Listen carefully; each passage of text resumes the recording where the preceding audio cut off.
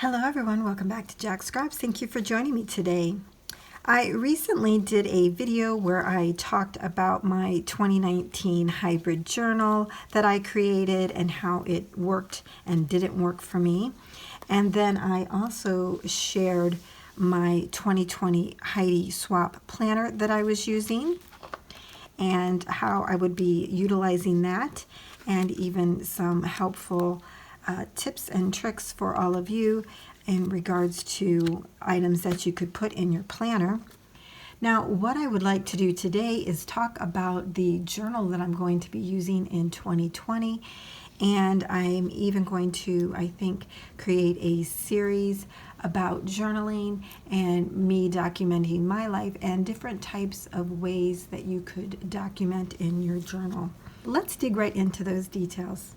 Before I even selected or created a journal, I thought about all the journals that I have kept and how I've used them. And then I thought about all the different ways that you can memory keep. And I really thought hard about what I wanted to do for this year. I have decided to create journal goals. This is the first time I've ever done that, and I thought it helped me really think about the process of how I want to use my journal, what I want to put into it, what I want to get out of it, and how it can be my memory keeper for 2020. I have opened up Microsoft Word here, created a little journaling card, and I'm going to write out my journal goals. And I thought I would share that with you. One of the first things I thought about was that I want to make my own journal. That's going back to the whole thing that I was saying about using my stash. So I don't want to go buy one, I want to create it. The next thing, if you watch my prior video, you know that I loved the ring binding system. So I want to make sure that I continue to use binder rings. And since I'm using a planner and journal this year, I wanted to make sure that my journal was the same size as my planner. I just think that will look better when I put them on a shelf next to each other. The next thing I thought about is I want to let my photos tell the story. I want to have more photos in it. Before, when I first started journaling, it was straight writing, and then I became creative. I started doing art in my journal. I started having photos in there, and I want to continue that process of incorporating that type of imagery, and I want to do more of that this year. The next thing I thought about, and I mentioned in my last video as well, is I want to have some deep, thoughtful writings in my journal. I really missed that. When I was going through a period in my life that I needed to be journaling, I didn't do it. And I think it would have helped me process everything quicker and probably better than I did on my own, just winging it without really taking the time to think through what had happened, what's been happening, and how to move forward. Yeah, I figured it out, but I usually journal through stuff like that, and I really missed it. I want to bring those types of things to my journaling. I have my planner if I want to write out everything that I did in my day, just like fed the cat, took out the trash, things like that, or drop something off at my mom's. If I want to keep track of that kind of thing, I have a planner for it. I want to use my journal for eventful things that are occurring in my life. I want to try to incorporate pocket pages. I think that is like a step toward project life, which I've never done, but I kind of like incorporating pockets anyways, but I like to try and do more of that this year with those pocket pages. Before, I did a style of like junk journaling, and this time I want to create more decorative pages, maybe with some layouts, but also continue to keep junk journaling as something that I'll probably do. Maybe smash journaling. That's another thing that's available for us to document our memories. I just wanted to have more creative pages, I guess. The next thing I really wanted to do as we go through, this series of journaling or documenting our life throughout this year, I wanted to be able to share my journal with you. And so I thought about how to do that, and I think hidden journaling is probably the best way for me to do that. So this will consist of some journaling being shown, and then maybe when I needed to write a bigger story about something, I would have it hidden somewhere on the page that wouldn't be readily seen. I think that would be a great way to handle that and us going through this series together. I also want to be able to identify or document my word for the year. And that could just be anything from if an event happens or something happens, and then afterward I realized, it had something to do with my word that I chose for this year. Maybe put a little identifier on it, something just as easy as that. And then, you could do a monthly or annual recap somewhere. That is everything that I thought about including for my goals for this year, for my journal. Again, something new, and it's going to help me stay on track. I think it's going to be more purposeful and more intentional, and could be more creative. I'm really kind of excited about it. So thank you for bearing with me in this particular section of it. What I thought we would do next is maybe create some pages to go in my journal. So let me switch the camera. So here is my journal for 2020. It kind of looks like a little composition book, which is really cute. So I was kind of liking that. At first I thought I was going to do something in the Traveler's Notebook arena, but this just kind of developed on its own. So I just love how that happened, so I just went with it. The paper from Jen Hadfield, This Is Family, really stuck out to me, so I decided to use that for my cover here.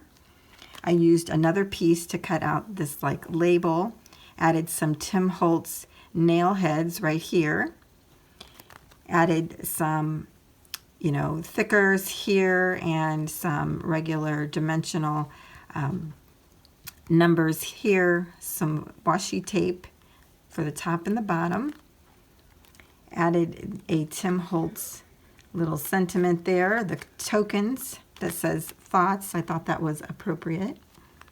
And down here I added a Maggie Holmes little sticker that says #TrueStory. I thought that was appropriate as well. And I believe these are Tim Holtz edges. I don't really know what they're called. I'll put it on the screen if I can find it. But I actually painted them with Studio 71, and this is the copper color.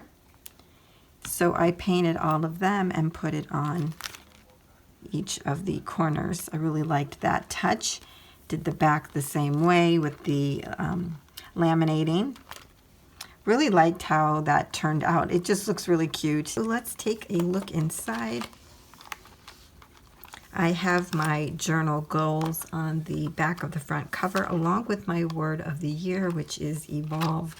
And then I created, index tabs, or whatever you want to call them, tab pages for each of the months. That's something I don't normally do as well in my journals. So another new thing that's happening this year.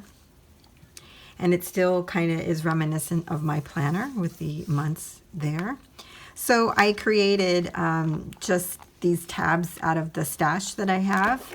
On this one, I created a Baby It's Cold Outside using DCWV paper. And then it's for January, of course. I'll go through and show you the rest in case you're interested. For Valentine's Day, I used this cute decorative paper. I can't remember where that came from. Added this glitter open heart around these little people here and put this Valentine's label. Added some ribbon up here at the top. For March, I used a digital image that I had, and this is So Very Lucky. I just love the black gingham with the green. I thought that was really pretty. For April, I have a Hoppin' Down the Bunny Trail. Stickers I used are from Susie Zoo. These are so adorable. They went great with this plaid background, which I believe was Recollections or DCWV. I can't remember. Now for May, you just saw me haul this particular paper. It's from American Crafts, this Sweet Freedom. I think that's it. I added this little label here that says enjoy the simple things in life. For June, I used another Jen Hadfield paper, as well as this little Grateful for Today flag. For July, I used a digital image, and I love that it has like all these little quilting patterns here, the stars, and this blue jean wooden background, really pretty. And I added a label that says take a moment and breathe. I liked it because it had the daisies and it matched down in the pattern below. For August, I used a another scrapbook paper, but I can't remember the name. Added this little enjoy tag there. For September, this is the Paper Studio Hoot Hoot. I got this last year from Hobby Lobby when they were having those great sales. And I added this little sticker that says live in the moment with some washi tape there. For October, I just used this decorative piece that already had Happy Halloween, Spooky, and Boo on it. Really cute. November, I used some plaid background, added this thankful decorative piece on top, and just added some washi. I think that really lent to the whole image of it. And for December, I used this sweater paper from White Christmas, DCWV, as well as one of their cut-aparts that says Home for the Holidays, and I stacked that on green cardstock. So on the back of that, we have another Jen Hadfield paper that I used to help create the back cover, and laminated that as well. For the rings, I used Tim Holtz rings, and then, of course, I used some eyelets for the holes to make them sturdy on the cover, since I'll be using them a lot, opening and closing. I haven't done any writing in January. I started to pull some pages together, and I thought maybe we could do some. And so I kind of stopped and just have been creating notes or gathering little tidbits for January. Thought we would do some together. But what I plan to do for each month is pull some papers, put them in for the month of February, or as I create pages, add them to it. So it won't have pages in advance, or at least that's what I'm thinking for now. I'm still kind of working through it. I kind of like the idea of creating pages and then adding it, but then I don't want it to stall out any thoughtful writing. So I thought maybe I would just put some, plain line paper or something in there already for those moments.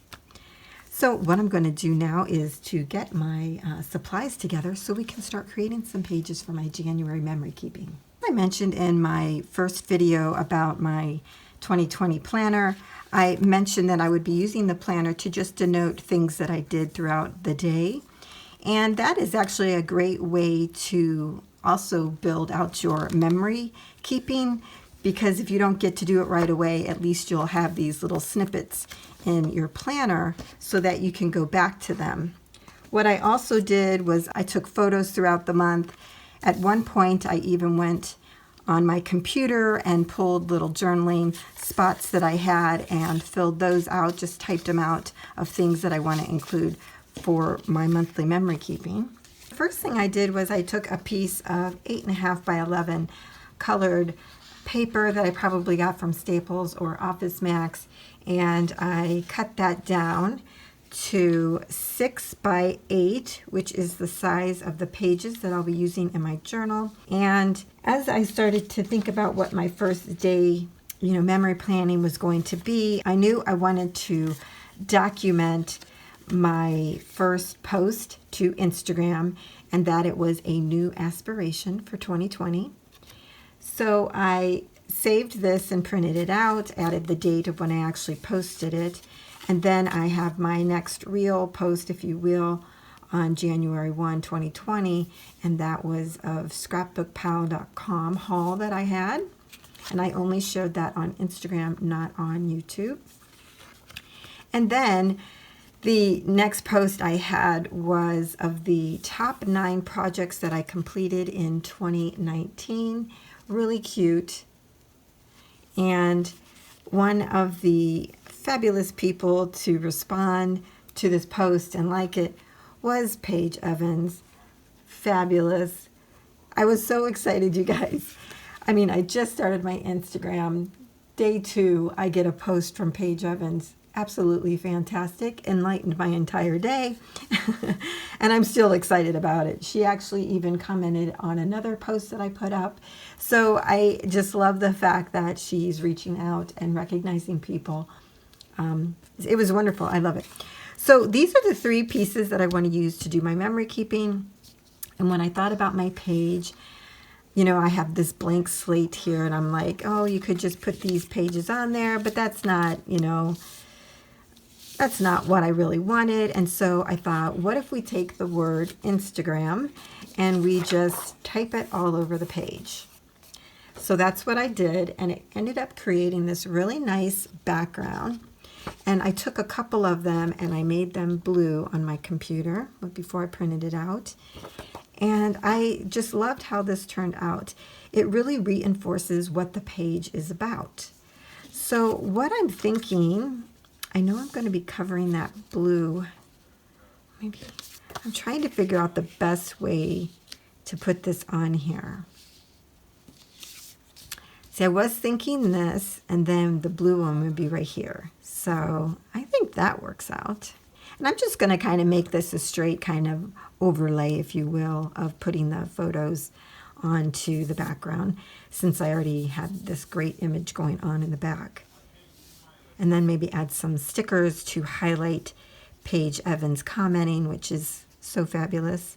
And that really tells my first day in 2020.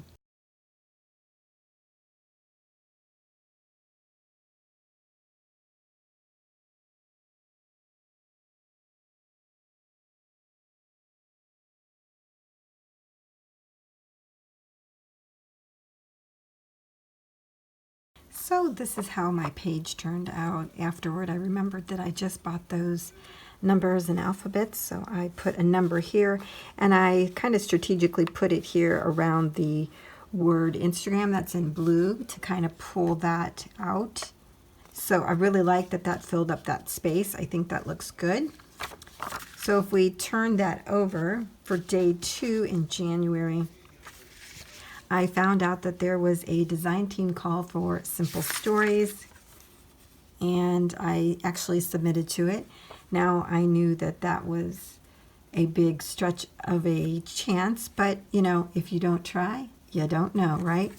So I did submit. I was not selected, but I still want to document that because it shows that I'm evolving. I'm using my word, and I'm evolving beyond my current status quo, and that's what it's really all about. The design that I thought I would use for this page was to do a washi background, so I picked out some colorful washi's that I have in my stash, and I thought I would just create a washi background. So we'll just start adding the washi here at the top. So maybe I'll just use the pattern and not the solid. Let's give this a try. So, and I definitely want it to have like a messy end. I don't want any neat ends going on. And I'm going to start out like with a small piece and then build from there. So my image here is going to go between the 2 circles, and I want it to kind of grow. So we'll start out at one length, the next one will be longer than that, and so on, and kind of see how that goes. I'm going to kind of just overlap them just a little bit. Now these are all washi's that I've gotten from Tuesday Morning, Michael's. Okay, so my image would go right there at the end of that one. I think it does need something up there. Maybe I'll use this one. Oh yeah, I like that. Let's see, I want it to be as long as this one up here. So I'm going to guess. I'm going to put that right about here. Now what you could do really is just add your washi all the way across, and then you wouldn't have all these figuring outs that I'm doing.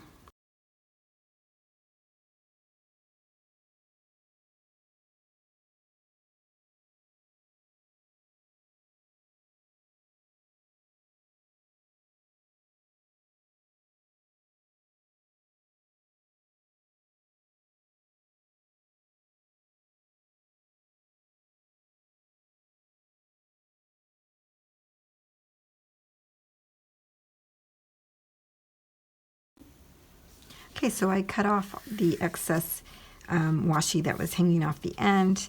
I think I'm going to adhere this image, and I'm going to do it on 3 ends.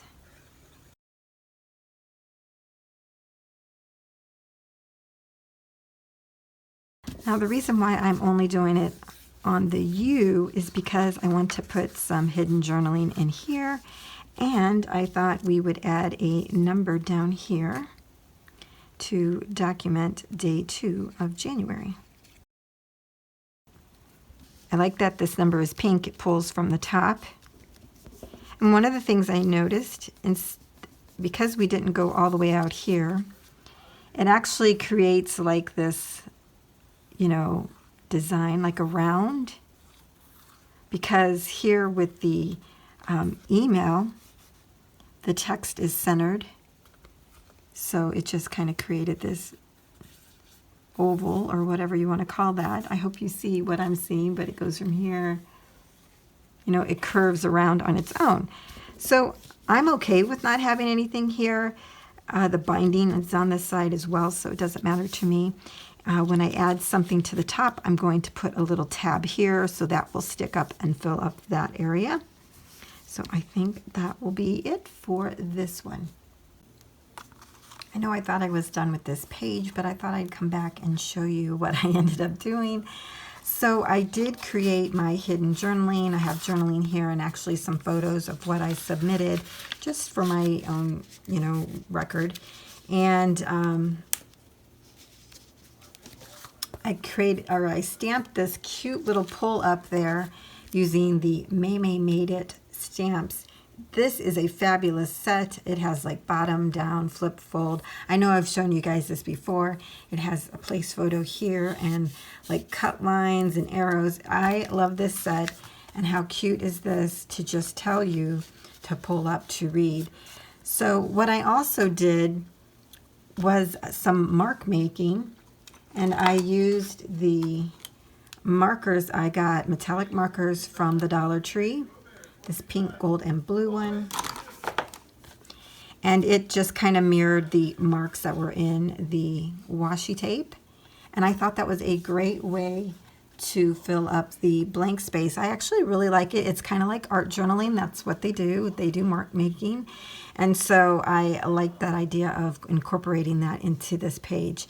It really just made everything just flow and keep the circle going and keeping you on the page. Sometimes when you create a page, if you have it a certain way, you can lead someone's eye right off the page.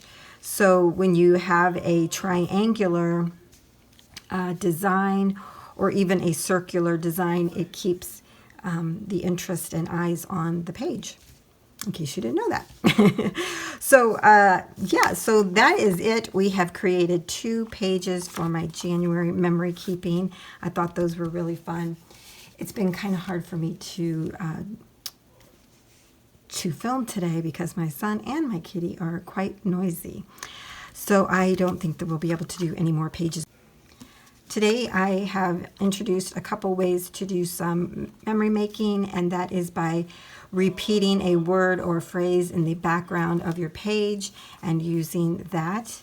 Another way was, of course, with washi, mark making, and hidden journaling. So we got several different methods there in today. So I just tucked that away underneath my January tab, and we're going to call that a day for today, everyone. Thanks so much for joining me. See you next time.